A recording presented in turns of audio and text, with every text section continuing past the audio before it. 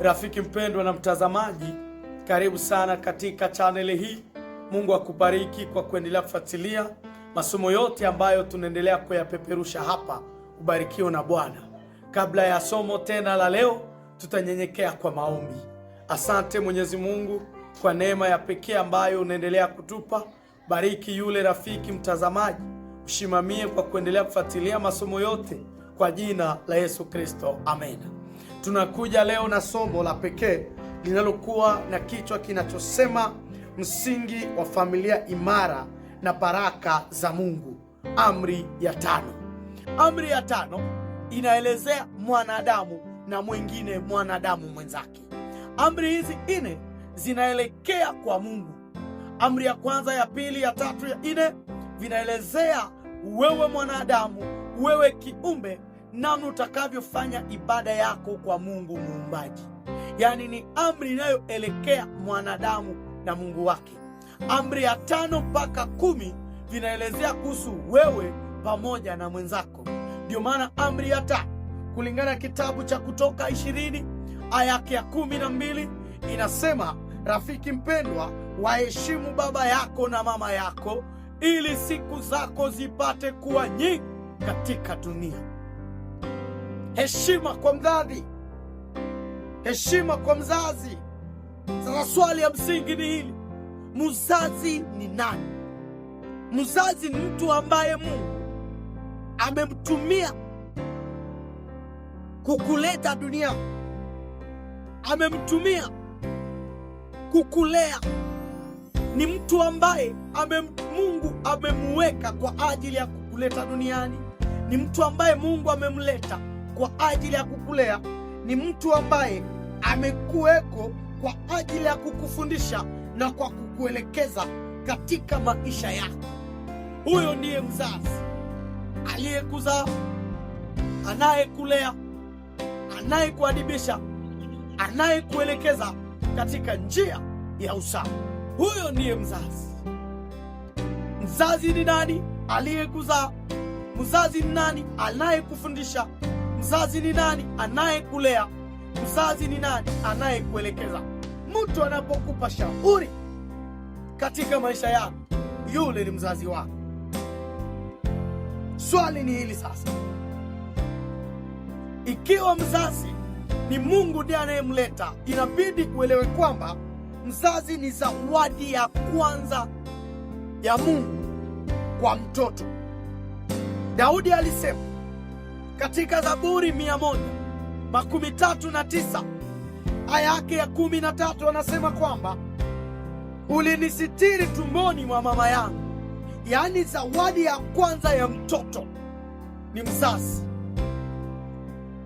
Mungu ndiye anayeleta mzazi. Mzazi hakuandika barua ili aitwe mzazi, lakini ni Mungu ambaye amempatia yule mzazi, yule baba, yule mama. Hiki ni cheo kutoka kwa Mungu. Kwa hiyo shairi ama amri ya 5 inapotuambia waheshimu wazazi, maana ya heshima kwa mzazi ina maana gani? Elewa rafiki mpendwa kwamba heshima kwa mzazi ni kuwapenda. Heshima kwa mzazi ni kuwasikiliza.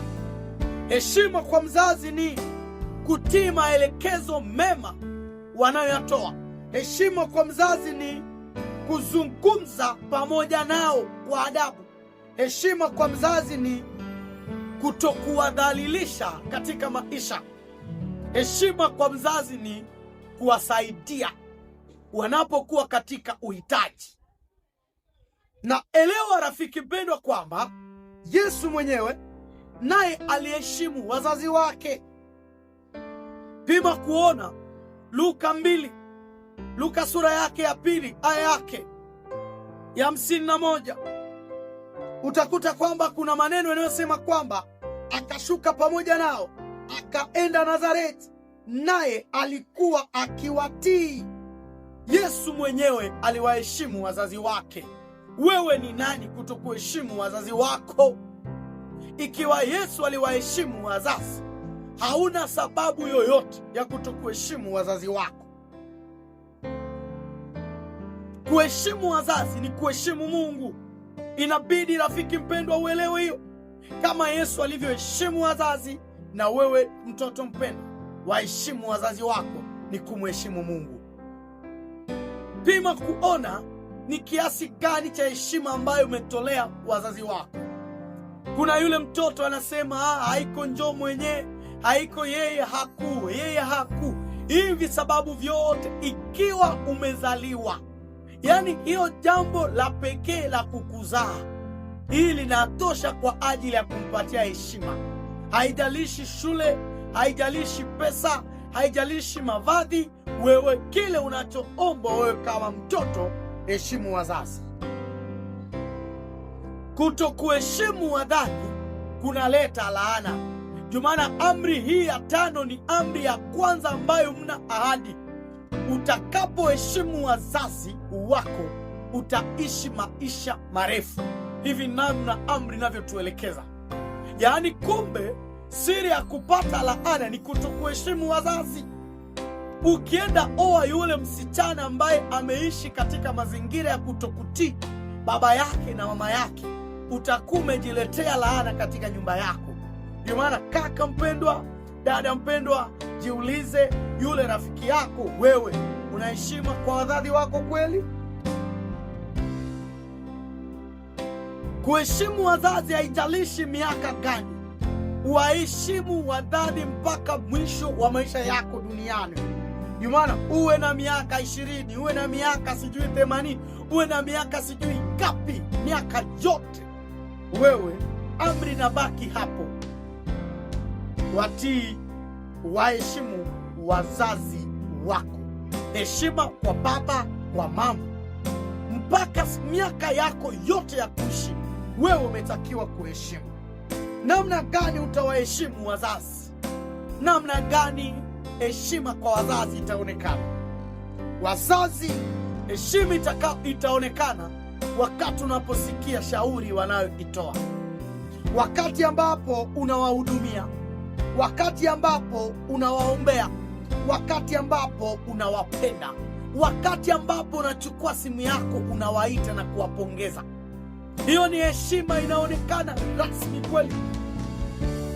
Sina pesa za kutumia mzazi, hata chukua simu yako, ita, mwambie mama na kusalimu, mwambie baba na kusalimu. Hiyo salamu unayoitoa, unapoitoa, ni heshima tosha kwa mzazi. Ndio maana tunapofunga somo letu la leo, je, heshima hiyo umeitoa? Kuna wengi anasema mzazi wangu ameshafariki, mimi sina haja ya kuheshimu mzazi. Mzazi, elewa mzazi ni nani? Ni mtu yeyote anayekuja mbele yako kwa kukuongoza. Mtu akikushika mkono kazini, akikuonya kanisani, akikuelekeza katika njia nzuri, yule ni mzazi. Unatakiwa umheshimu mzazi. Hakuna mtu duniani yote ambaye Biblia inampa cheo cha heshima kama mzazi wako. Naheshimu mchungaji wangu, naheshimu mzee wangu wa kanisa, naheshimu. Hiyo wote unaweza kuwapatia heshima, lakini hakuna cheo kikubwa ambacho Mungu amempatia baba, amempatia mama yako hapa duniani kama yule mzazi wako. Unatakiwa uweze kumheshimu. Mungu akubariki, akufundishe kwa kweli kuheshimu mzazi, kwa jina la Yesu Kristo, amen.